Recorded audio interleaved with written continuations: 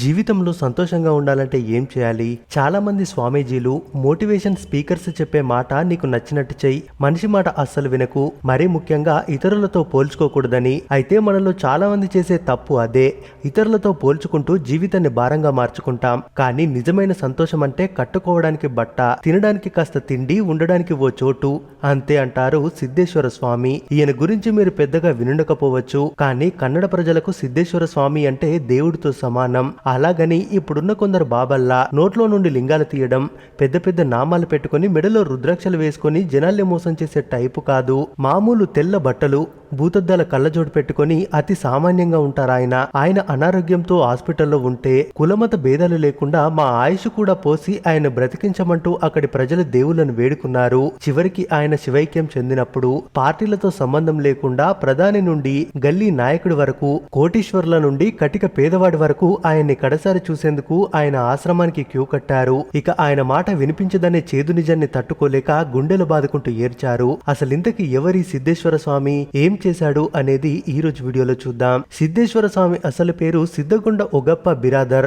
1940లో రైతు కుటుంబంలో జన్మించిన సిద్ధేశ్వర స్వామికి చిన్నప్పటి నుండే ఆధ్యాత్మిక అంశాలపై ఆసక్తి ఉండేది. దాంతో హిందూ పురాణం, ఇతిహాసాలను చిన్నతనంలోనే వంటబట్టుకున్నారు. 10వ తరగతి పూర్తవగానే మల్లికార్జున స్వామి ఆశ్రమంలో శిష్యుడిగా చేరిపోయారు. అక్కడ శిష్యరికం చేస్తూనే ఆధ్యాత్మిక జ్ఞానాన్ని పొందుతూ మరోవైపు చదువుని కొనసాగించారు. మొత్తానికి పోస్ట్ గ్రాడ్యుయేషన్ పూర్తయ్యాక ఆధ్యాత్మిక బోధన వైపే మొగ్గు చూపారు. భారతదేశం మొత్తం తిరుగుతూ ప్రవచనాలు చెప్పేవారు. నేటి సమాజానికి ఉపయోగపడేలా, సన్మార్గంలో నడిచేలా తన ప్రవచనాలతో సమాజ మార్పు కోసం పాటుపడ్డారాయన. ఎవరిని నొప్పించకుండా, చిన్న పెద్ద అనే తేడా లేకుండా అందరికీ అర్థమయ్యే విధంగా గొప్ప గొప్ప సందేశాలను అందించారు. స్వార్థంతో నిండిపోయిన ఈ రోజుల్లో ఓ మనిషిగా మనం ఎలా బ్రతకాలో ఆయన చెప్పే ప్రవచనాలు వింటే ఇట్టే అర్థమైపోతుంది. కర్ణాటకలోని బీజాపూర్లో జ్ఞాన యోగాశ్రమాన్ని స్థాపించి ప్రజలకు అందుబాటులో ఉండేవారు సిద్ధేశ్వర స్వామీజీ. ఈ ఆశ్రమంలో కులమతాలకు చోటు లేదు.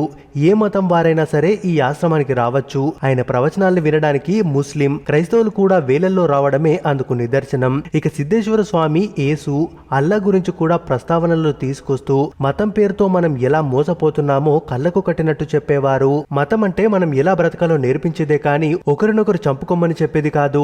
ఎంత పెద్ద కోటీశ్వరుడైనా, సామాన్యుడైనా ఆయన ఆశ్రమంలోకి వచ్చారంటే అందరూ సమానమే. ఈ ఆశ్రమంలో మాయలేముండవు, కేవలం నిన్ను నీకు పరిచయం చేస్తారంతే. అందుకే పిలిస్తే పలికి ప్రేమగా మాట్లాడే సిద్ధేశ్వర స్వామి అంటే అక్కడి జనాలకు దైవ సమానం. మనిషికి ఇక్కడ ఏది శాశ్వతం కాదని తెలిసినా సరే ఇంకా కావాలి అనే ఆశ చావనంత వరకు ఆయన బ్రతికున్నా చచ్చినట్టే అంటారాయన. అందుకే తన చొక్కాలకు జేబులుండవు, ఉంటే డబ్బు పెట్టుకోవాలని అనిపిస్తుంది కాబట్టి డబ్బును తాకకుండా అసలు చొక్కాలకు జేబులే కుట్టించుకునేవాడు కాదు. పద్మశ్రీ ఇస్తే తీసుకోలేదు, గౌరవ డాక్టరేట్లు సింపుల్ గా వద్దని చెప్పాడు. ఆధ్యాత్మిక మార్గం చేపట్టాక ఈ పురస్కారాలు ఏమి వద్దని, అవి తలకెక్కుతాయని భావించేవాడు. తనకంటే ఎంతో మంది గొప్ప వాళ్ళున్నారని తనని తాను తగ్గించుకున్న మహా మనిషి ఆయన. ప్రభుత్వం నుండి ఏది మఠానికి స్వీకరించలేదు. ప్రభుత్వమే ఒత్తిడి చేసి 50 లక్షలు ప్రకటిస్తే వద్దన్నాడు. ఎందుకంటే ఆయనకు డబ్బు మీద ఆశ లేదు. కోట్లు కూడబెట్టి ఊరేగాలి, అందరూ తనని ఓ దైవ సంబూతుడిలా చూడాలని ఏనాడు అనుకోలేదు. అలా అనుకునే మనిషి కూడా కాదు. అంతెందుకు, సొంతంగా తన పేరిట బ్యాంకు ఖాతా కూడా లేదు, కారు లేదు. మఠమే ఆయన ఆస్తి. పట్టణాలు ఊళ్ళు తిరుగుతూ ధర్మ ప్రచారంలో మునిగిపోయేవాడు, ప్రవచనాలు చేసేవాడు. జనం మంత్రముగ్ధులయ్యేవాళ్ళు. మన తెలుగు రాష్ట్రాలకు ఆయన గురించి పెద్దగా తెలియకపోయినా కర్ణాటక, మహారాష్ట్ర ప్రజల్లో అత్యంత ప్రసిద్ధుడాయన. తను మరణిస్తే ఖననం చేయొద్దని, దహనం మాత్రమే చేయాలని కొన్నేళ్ల క్రితమే తన అనుచరగణానికి రాసిన వీలునామాలో పేర్కొన్నారాయన. సమాధి కూడా వద్దన్నాడు. ఒక్కసారి ఈ దేహం ఈ లోకాన్ని విడిపోయాక ఈ సమాధులు, సంస్కరణలు అనవసరమని ఆయన భావన. ఇక వృద్ధాప్య సమయంలో అనారోగ్య సమస్యతో జనవరి 2, 2023న 82 వయసులో కన్నుమూసారాయన. తన ఆశ్రమం ఎలాగూ సరిపోదని సైనిక్ స్కూల్ గ్రౌండ్ లో భౌతికాయాన్ని ప్రజలు కడచూపు చూసుకునేలా ఏర్పాటు చేశారు. ఆయన లేడనే నిజాన్ని తట్టుకోలేక విజయపురి జిల్లాలో వ్యాపార సంస్థలు మూసేశారు.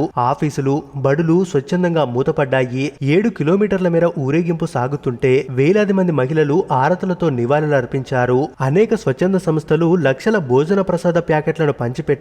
ఇక మీడియా చెప్పిన దాని ప్రకారం స్వామీజీ అంతిమ నివాళి అర్పించిన వారి సంఖ్య 10 నుంచి 15 లక్షలంటే సిద్ధేశ్వర స్వామి స్థాయి ఏంటో వేరే చెప్పాల్సిన పని లేదు కదా.